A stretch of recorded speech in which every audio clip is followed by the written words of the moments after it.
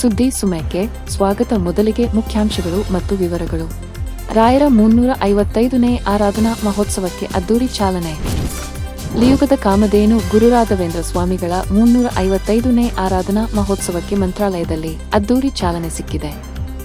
ಮಠದ ಆವರಣದಲ್ಲಿ ಧ್ವಜಾರೋಹಣ ನಡೆಸುವ ಮೂಲಕ ಶ್ರೀಮಠದ ಪೀಠಾಧಿಪತಿ ಸುಬುಧೇಂದ್ರ ತೀರ್ಥ ಸ್ವಾಮಿ ಅವರು ಸಪ್ತರಾತ್ರೋತ್ಸವಕ್ಕೆ ಚಾಲನೆ ನೀಡಿದರು. ಸರ್ಕಾರಿ ಹಾಸ್ಟೆಲ್ಗಳಲ್ಲಿ ಆಹಾರ ಸುರಕ್ಷತೆಗೆ ಹೊಸ ಮಾರ್ಗಸೂಚಿ, ನಿಯಮ ಮೀರಿದರೆ ಕಠಿಣ ಕ್ರಮದ ಎಚ್ಚರಿಕೆ. ಸರ್ಕಾರಿ ಹಾಸ್ಟೆಲ್ಗಳಲ್ಲಿ ವಿದ್ಯಾರ್ಥಿಗಳಿಗೆ ಕಳಪೆ ಹಾಗೂ ಎಕ್ಸ್ಪೈರಿ ಆಹಾರ ಪೂರೈಕೆ ದೂರುಗಳ ಹಿನ್ನೆಲೆ ಆರೋಗ್ಯ ಇಲಾಖೆ ಕಟ್ಟುನಿಟ್ಟಿನ ಕ್ರಮಕ್ಕೆ ಮುಂದಾಗಿದೆ. ಅಡುಗೆ ಮನೆ ನೈರ್ಮಲ್ಯ, 3 ತಿಂಗಳ ರೇಷನ್ ಸಂಗ್ರಹಣೆ, ಪೌಷ್ಟಿಕ ಆಹಾರ ಕಡ್ಡಾಯಗೊಳಿಸಿ ನಿಯಮ ಉಲ್ಲಂಘಿಸಿದರೆ ಕಠಿಣ ಕ್ರಮದ ಎಚ್ಚರಿಕೆ ನೀಡಿದೆ. ಕಟ್ಟಡದ ಅಳತೆ ಸುಳ್ಳು ಹೇಳಿದ್ರೆ ಬೀಳುತ್ತೆ ದಂಡ. ಬೆಂಗಳೂರಿನಲ್ಲಿ ಆಸ್ತಿಗಳ ಲೆಕ್ಕಕ್ಕೆ ಮುಂದಾದ ಜಿವಿಯ. ರಾಜಧಾನಿ ಬೆಂಗಳೂರಿನಲ್ಲಿ ಆಸ್ತಿ ವಿವರಗಳ ಬಗ್ಗೆ ಸುಳ್ಳು ಮಾಹಿತಿ ನೀಡಿ ತೆರಿಗೆ ವಂಚಿಸುತ್ತಿರುವವರಿಗೆ ಬಿಸಿ ಮುಟ್ಟಿಸಲು ಗ್ರೇಟರ್ ಬೆಂಗಳೂರು ಪ್ರಾಧಿಕಾರ ಬೃಹತ್ ಕಾರ್ಯಾಚರಣೆಗೆ ಸಜ್ಜಾಗಿದೆ. ನಗರದಲ್ಲಿರುವ ಪ್ರತಿಯೊಬ್ಬರ ಹೆಸರಿನಲ್ಲಿ ಎಷ್ಟು ಆಸ್ತಿ ಇದೆ ಮತ್ತು ಎಷ್ಟು ವಿಸ್ತೀರ್ಣದಲ್ಲಿ ಕಟ್ಟಡ ನಿರ್ಮಿಸಲಾಗಿದೆ ಎಂಬುದನ್ನು ನಿಖರವಾಗಿ ಪತ್ತೆಹಚ್ಚಲು ಸಮಗ್ರ ಆಸ್ತಿ ಸರ್ವೆ ನಡೆಸಲು ಪ್ರಾಧಿಕಾರ ತೀರ್ಮಾನಿಸಿದೆ. ಮಂಡ್ಯ ಕಾರಾಗೃಹದಲ್ಲಿ ರಾಜ್ಯಾತಿಥ್ಯ ಆರೋಪ, ವೈರಲ್ ಪತ್ರದಲ್ಲಿ ಬೀಡಿ ಸಿಗರೇಟ್ ಬೇಡಿಕೆಯ ಸೀಕ್ರೆಟ್ ಬಯಲು. ಜಿಲ್ಲಾ ಕಾರಾಗೃಹದಲ್ಲಿ ಕೈದಿಗಳಿಗೆ ರಾಜ್ಯಾತಿಥ್ಯ ನೀಡಲು ಅಧಿಕಾರಿಗಳು ಹಣ ವಸೂಲಿ ಮಾಡುತ್ತಿದ್ದಾರೆ ಎಂಬ ಪತ್ರ ವೈರಲ್ ಆದ ಬೆನ್ನಲ್ಲೇ ಪ್ರಕರಣಕ್ಕೀಗ ಸ್ಫೋಟಕ ತಿರುವು ಸಿಕ್ಕಿದೆ.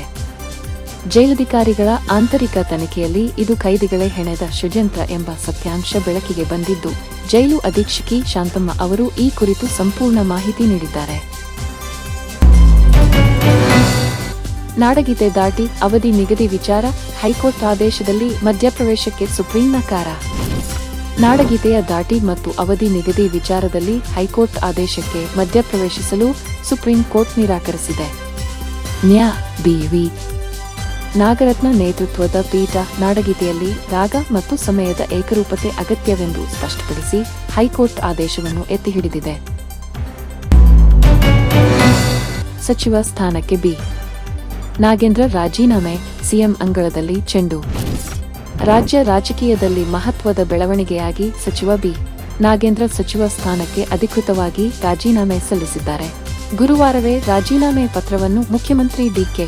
ಶಿವಕುಮಾರ್ಗೆ ನೀಡಿದ್ದಾರೆ. ಆದರೆ ರಾಜೀನಾಮೆ ಅಂಗೀಕರಿಸಬೇಕೇ ಅಥವಾ ತಿರಸ್ಕರಿಸಬೇಕೇ ಎಂಬ ಬಗ್ಗೆ ಕಾಂಗ್ರೆಸ್ ನಾಯಕತ್ವ ಇನ್ನೂ ಅಂತಿಮ ನಿರ್ಧಾರ ಕೈಗೊಂಡಿಲ್ಲ. ಮಧ್ಯಪ್ರದೇಶದಲ್ಲಿ ಪ್ರಪಾತಕ್ಕೆ ಉರುಳಿದ ಬಸ್, ತನಿಖೆಗೆ ತೆರಳಿದ್ದ ಬೆಂಗಳೂರು ಇನ್ಸ್ಪೆಕ್ಟರ್ ಸಾವು. ಸೈಬರ್ ಕ್ರೈಂ ಪ್ರಕರಣವೊಂದರ ತನಿಖೆಗಾಗಿ ಮಧ್ಯಪ್ರದೇಶಕ್ಕೆ ತೆರಳಿದ್ದ ಬೆಂಗಳೂರು ಪೊಲೀಸ್ ಇನ್ಸ್ಪೆಕ್ಟರ್ ಒಬ್ಬರು ಭೀಕರ ಅಪಘಾತದಲ್ಲಿ ಮೃತಪಟ್ಟಿರುವ ಘಟನೆ ನಡೆದಿದೆ. ಭೋಪಾಲ್ನಿಂದ ಇಂದೋರ್ಗೆ ತೆರಳುತ್ತಿದ್ದ ವೇಳೆ ಬಸ್ ಪ್ರಪಾತಕ್ಕೆ ಉರುಳಿದ ಪರಿಣಾಮ ಇನ್ಸ್ಪೆಕ್ಟರ್ ರವಿ ಕೆ.ಬಿ. ಸಾವನ್ನಪ್ಪಿದ್ದಾರೆ. ಕೆ.ಆರ್.ಎಸ್. ಒಳಹರಿವು ಇಳಿಕೆ, 110 ಅಡಿಗೆ ತಲುಪಿದ ನೀರಿನ ಮಟ್ಟ. ಕಾವೇರಿ ಜಲಾನಯನ ಪ್ರದೇಶದಲ್ಲಿ ಮಳೆಯ ಪ್ರಮಾಣ ತಗ್ಗಿದ ಹಿನ್ನೆಲೆಯಲ್ಲಿ ಮಂಡ್ಯ ಜಿಲ್ಲೆ ಶ್ರೀರಂಗಪಟ್ಟಣ ತಾಲೂಕಿನಲ್ಲಿರುವ ಕೃಷ್ಣರಾಜ ಸಾಗರ ಜಲಾಶಯಕ್ಕೆ ಬರುತ್ತಿರುವ ಒಳಹರಿವಿನ ಪ್ರಮಾಣದಲ್ಲಿ ಗಣನೀಯ ಇಳಿಕೆ ಕಂಡುಬಂದಿದೆ. ಮಹಿಳೆಯರ ಭದ್ರತೆಗೆ ಕೆಎಸ್ಆರ್ಟಿಸಿಯಿಂದ ಮಹತ್ವದ ಹೆಜ್ಜೆ, ಜಿಪಿಎಸ್ ಮತ್ತು ಪ್ಯಾನಿಕ್ ಬಟನ್ ಅಳವಡಿಕೆ. ಕೆಎಸ್ಆರ್ಟಿಸಿ ಬಸ್ಸುಗಳಲ್ಲಿ ಪ್ರಯಾಣಿಕರ ಹಾಗೂ ಮಹಿಳೆಯರ ಸುರಕ್ಷತೆಗೆ ಹೆಚ್ಚಿನ ಆದ್ಯತೆ ನೀಡಲಾಗುತ್ತಿದ್ದು, ಎಲ್ಲಾ ಬಸ್ಗಳಿಗೆ ಜಿಪಿಎಸ್ ಹಾಗೂ ಪ್ಯಾನಿಕ್ ಬಟನ್ಗಳನ್ನು ಅಳವಡಿಸಲಾಗುತ್ತಿದೆ. ಪ್ರಯಾಣದ ವೇಳೆ ಆಪತ್ತು ಅಥವಾ ಆರೋಗ್ಯ ಸಮಸ್ಯೆ ಎದುರಾದರೆ ಪ್ಯಾನಿಕ್ ಬಟನ್ ಒತ್ತುವ ಮೂಲಕ ಕಮಾಂಡ್ ಸೆಂಟರ್ ಹಾಗೂ ಪೊಲೀಸರ ನೆರವು ಪಡೆಯಬಹುದು. ಬಸ್ಗಳ ಲೈವ್ ಲೊಕೇಶನ್ ಅಪ್ಡೇಟ್ ಸಿಗುವುದರಿಂದ ಪ್ರಯಾಣಿಕರು ಇನ್ಮುಂದೆ ಯಾವುದೇ ಭಯವಿಲ್ಲದೆ ಧೈರ್ಯವಾಗಿ ಪ್ರಯಾಣಿಸಬಹುದು. ಪ್ರಧಾನಿ ರೇಸ್ನಲ್ಲಿ ಸಿಎಂ ವಿಜಯ್ಗೆ 3ನೇ ಸ್ಥಾನ.